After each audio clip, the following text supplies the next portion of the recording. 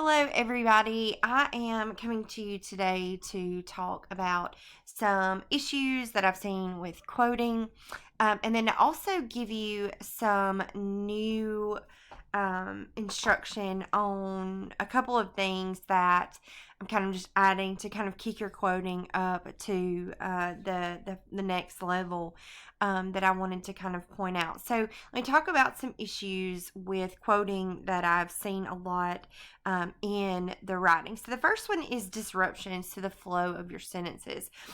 I've noticed a lot that people, they will stop a sentence in the middle to do an in-text citation or a parenthetical citation. You can call them either way. But what happens when you do that is that, number one, you create a disruption to the flow of your sentence. And you always want to avoid that because sometimes your reader can be left a little bit confused. They'll have to go back and reread and check because that citation kind of gets in the way. The other major issue is you can cause serious structural errors like splices and run-ons when you do that. A lot of times, either just an error of omission, you don't realize that you didn't put in, or that you put in a comma and you stick in that parenthetical, and then now you've created a splice because you continue on.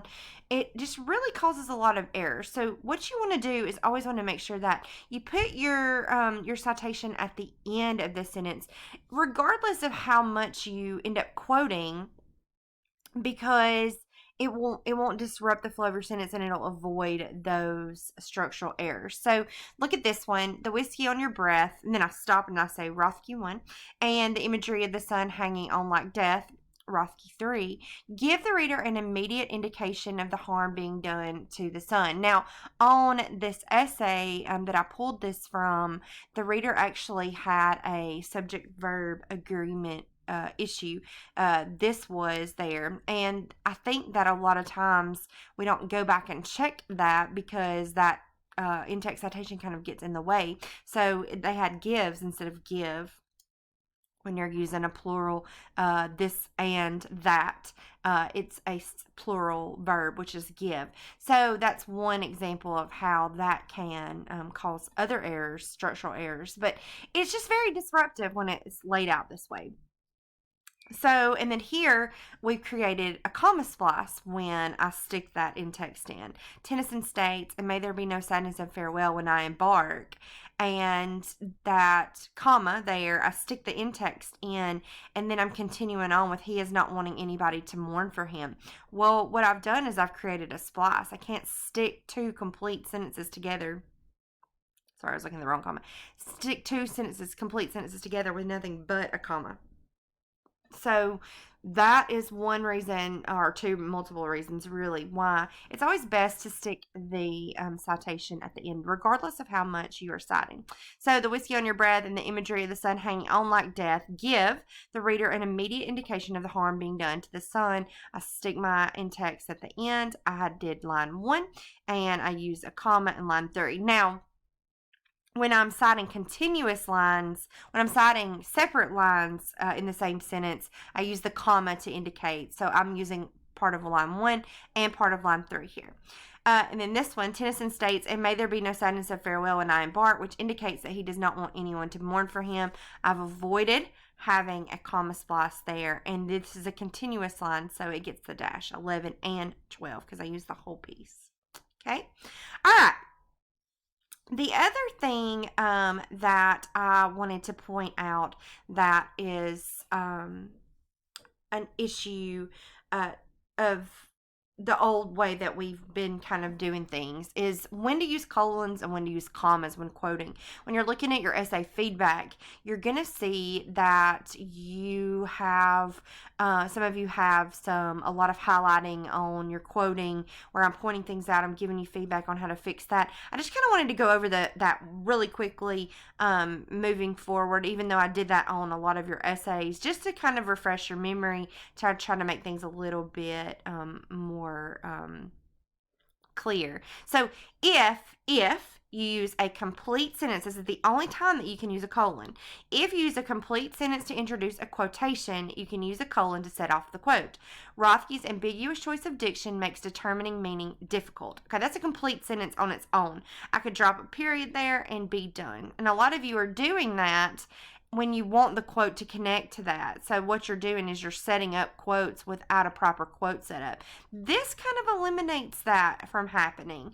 Use a complete sentence that's connecting to a quote, and then you can set it off with a colon, and you have a quote set up, and you're not making any errors. Okay, so my complete sentence, use a colon. You beat time on my head with a palm caked hard by dirt. There at the end. When you use a signal phrase reported followed by a reporting verb, you set the phrase off with a comma. This one's easy. We've talked about this one before. People are still getting it wrong. People are not dropping that comma in there. Any of those reporting verbs, and I went over a whole list on those on upgrading your reporting verbs. I think that was in creating a quote sandwich. That list of verbs that you can use. That states, says, illustrates, commands, anything like that before the quote, you're going to use the comma. Okay. Rothke states, you beat time on my head with a palm caked hard by dirt. If you use the word that, the comma becomes unnecessary. Okay. Rothke states that you beat time on my head with a palm caked hard by dirt. Okay. All right. Now, a couple of things that I want to add to just to give you a little bit of knowledge about a couple of things that will help with your quoting. Number one, you can alter quotes to fit your needs. Sometimes we want to use a quote, but it doesn't quite flow with our purpose. It might include pronouns that we don't necessarily need because we're supposed to be writing about literature in the present tense. Whatever the case may be, when you come across something like that, you can alter a quote to fit your need by using brackets. Brackets tell the reader that a word or part of a word are not part of the original text. So here's some original text for you from My Papa's Waltz. The whiskey on your breath could make a small boy dizzy, but I hung on like death. Such waltzing was not easy. Incorrect incorporation is I'm using it the way that it's written and just hoping that my reader gets it, right? The father is drunk with enough whiskey on your breath to make a small boy dizzy. The young speaker hung on like death because he is either too terrified to let go or unable to do so.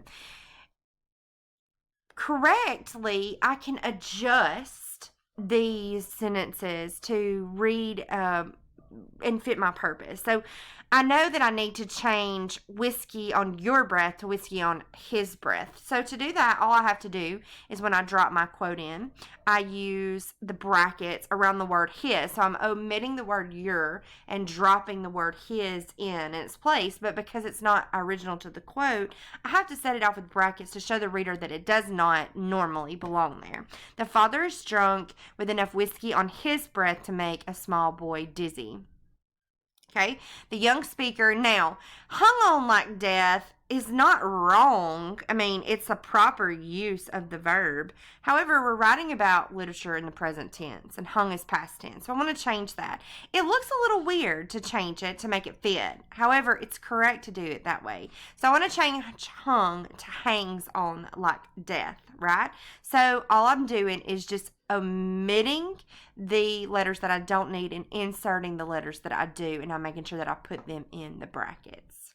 Okay. This is an issue that I saw, but it's not something that we discussed, so I haven't been counting off for it, but I want to. Sorry, my puppy is barking. I put him up so I could, if y'all can hear that, I'm sorry. When to use the author's name in parentheticals. When do you use them in the in-text citations?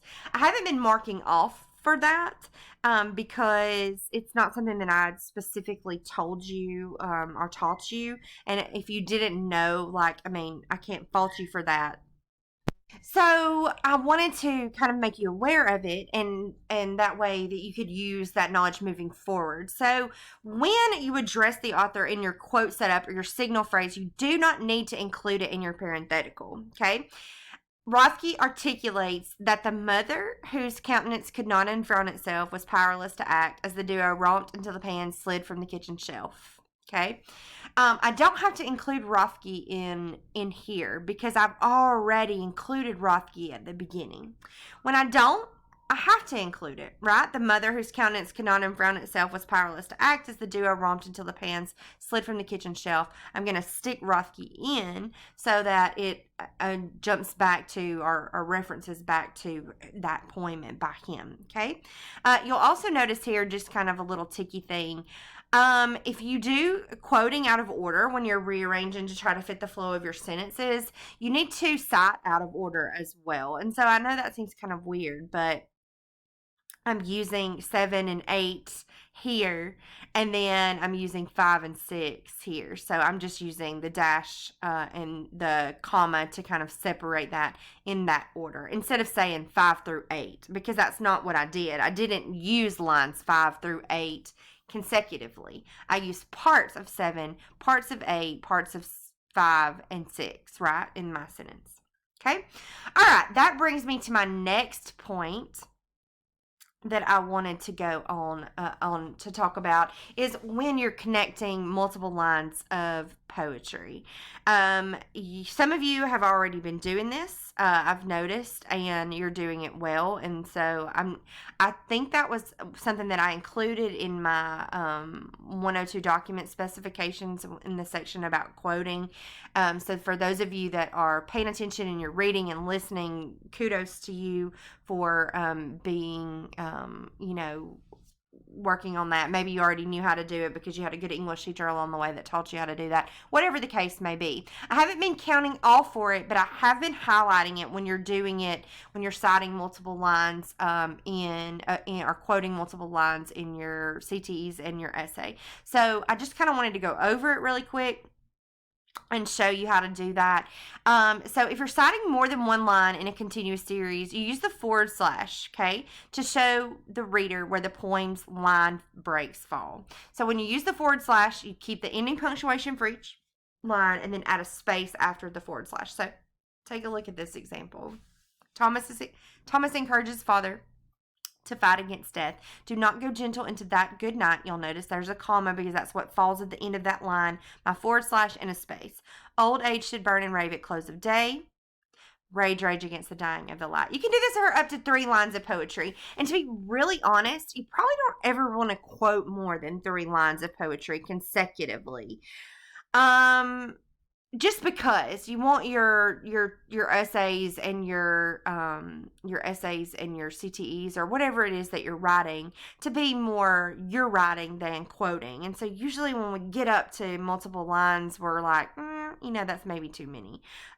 So it's kind of that balance gets a little bit off. But if you have to use a block quote for anything, for poetry, for short stories, books, whatever you're writing about, anything over 3 lines has to be set out as a block quote, okay? And to do that, you have to use an introductory sentence ending with a colon, then start the quotation on a new line, indented 1/2 inch from the left margin. So kind of like what we do when we do our hanging indent, where we drag that over to 0.50 up there at the top to here. You'll do the same thing to create a block quote. But remember that it has to be set off by an introductory complete sentence that ends with a colon, and then it ends indented 0.50, which is 1/2 inch from the left margin. Okay. All right. So I hope that these things are things that will help you moving forward. I hope to see those new things that I talked to you about today, using the brackets to adjust, using the forward slash when you're citing multiple lines of poetry. And then also that disruption in the flow of your sentences. I hope we adjust that and get that knocked out of the way. And then also when you're using those colons and commas, please make sure that you're paying attention to that as well. So I will talk to you guys soon.